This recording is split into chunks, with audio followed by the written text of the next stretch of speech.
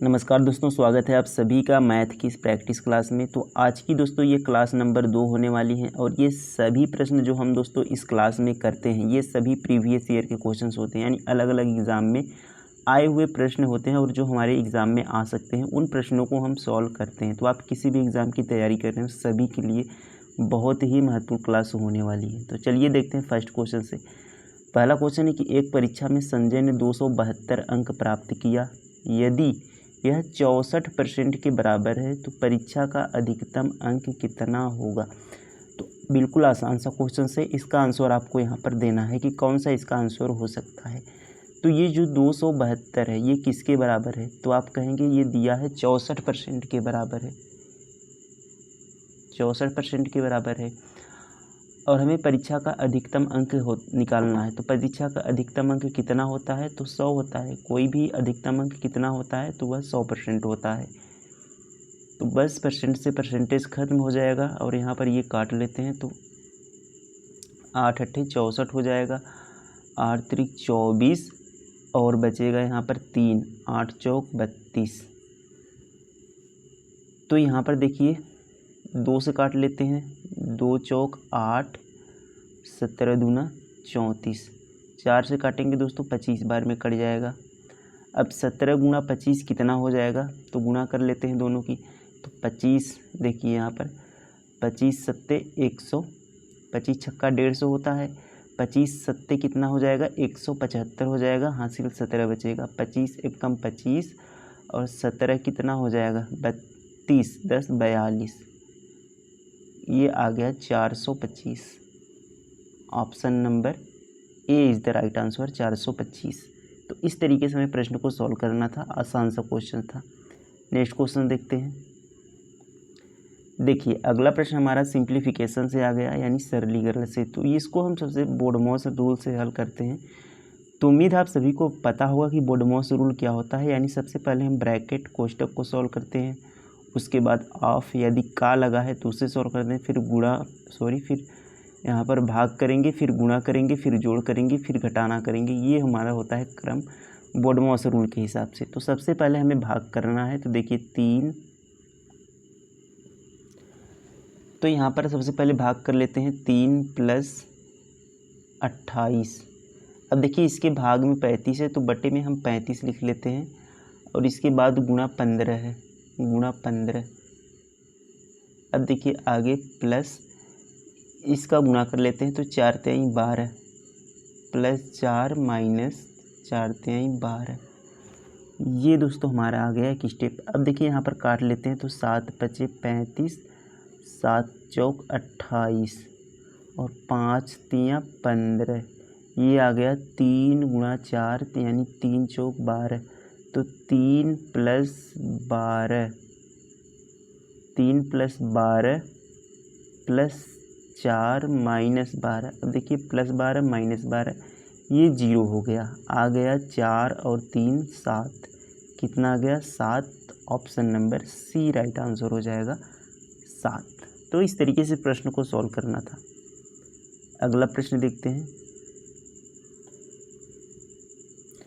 देखिए यहाँ पर नेक्स्ट क्वेश्चन है कि यदि 75 खिलौने में से 18 खिलौने लड़कों के लिए है और शेष लड़कियों के लिए है तो लड़कियों के खिलौने का प्रतिशत कितना है। तो टोटल खिलौनों की संख्या दोस्तों 75 है, 18 खिलौने लड़कों के लिए है तो लड़कियों के लिए कितने बचे। 75 में से 18 लड़कों के लिए हो गए तो लड़कियों के लिए कितने बचे। 75 में से 18 घटा देंगे 15 घट जाएगा 60 आ जाएगा, 3 और घटा देंगे तो बचेगा 57। तो 57 खिलौने लड़कियों के लिए हैं। तो वही हमसे पूछा है कि लड़कियों का खिलौनों का प्रतिशत कितना है। तो 57 लड़कियों के लिए हैं, कितने में से 75 में से। परसेंटेज निकालना है गुणा 100। बस अब यहाँ पर सॉल्व कर लेते हैं। तो 25 तियाँ 75, 25 चौक के 100 और 3 से काटेंगे दोस्तों 19 बार में कट जाएगा। तो 19 और चौक कितना हो जाएगा 76, 19 चौक 76%। ऑप्शन नंबर सी यहाँ पर राइट आंसर हो जाएगा 76%। अगला प्रश्न देखते हैं। देखिए अगला प्रश्न है कि दो गोलों के पृष्ठ, यहाँ पर ये पृष्ठीय है, पृष्ठीय, दो गोलों के पृष्ठीय क्षेत्रफल का अनुपात 25:16 है, तो उनके आयतनों का अनुपात क्या होगा, ये हमें बताना है। तो देखिए जो इसका क्षेत्रफल होता है गोले का वह 4/4 होता है, 4πr²,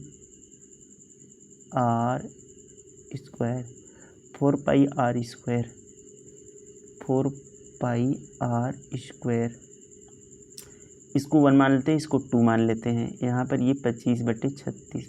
तो इसको देखिए अगर हम इसको शॉर्ट फॉर्म या आसान तरीके से देखें तो इसका क्षेत्रफल दिया है, अगर इसमें आयतन निकालना है तो यहाँ पर देखेंगे 5 से यहाँ पर गुणा हो जाएगा, क्योंकि ये देखिए क्षेत्रफल है, क्षेत्रफल होता है r का स्क्वायर, तो ये r का स्क्वायर दिया है, r निकालेंगे तो रूट यहाँ पर हो लग जाएगा, तो 5 5 5 और 6 आ जाएगा, और क्यूब यानी आयतन पे चलेंगे तो 5 5 25 5 125 क्यूब होता है, और 6 6 36 और 6 216 यानी क्यूब पे ये आ गया सी वाला, तो यही आंसर होगा। तो बेसिक से अगर हम करना चाहें तो 4π कट जाएगा, r1 का स्क्वायर 25 है, r2 का स्क्वायर 36 है, लेकिन r बराबर निकालेंगे तो 5 आ जाएगा, और r2 बराबर निकालेंगे तो ये हमारा 6 आ जाएगा।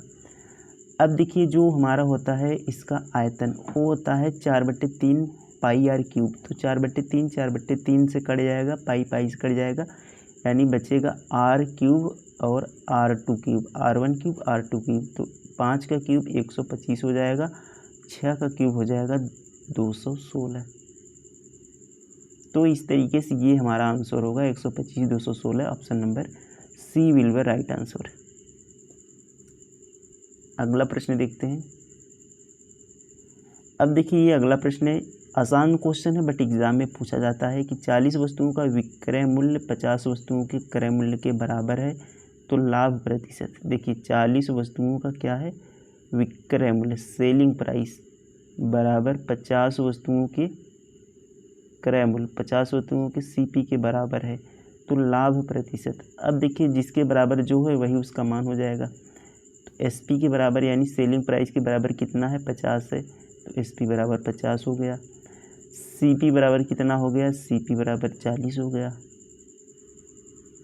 तो टोटल कितने हो गए यहाँ पर, सीपी बराबर कितना आ गया, देखिए सीपी बराबर 40 है। अब यहीं से अगर हम काट लेते, पहले ही तो होता है ठीक रहता, लेकिन यहाँ पर भी काट लेते हैं, तो 4 और 5, तो 4 की वस्तु को कितने में बेच दिया दोस्तों, 5 में बेच दिया। एसपी कितना हो गया, 5, तो 1 का प्रॉफिट हो गया कितने पर, 4 पर इंटू 100, तो ये आ जाएगा हमारा 25%, कितना आ जाएगा, 25% आ जाएगा, option number C correct answer हो जाएगा 25%। तो इस तरीके से इन प्रश्नों को हमें सॉल्व करना था। उम्मीद है आप सभी ने ये समझ लिया होगा। तो ये हमारी दूसरी क्लास थी, मिलते हैं अगले क्लास में। थैंक यू, धन्यवाद, जय हिंद।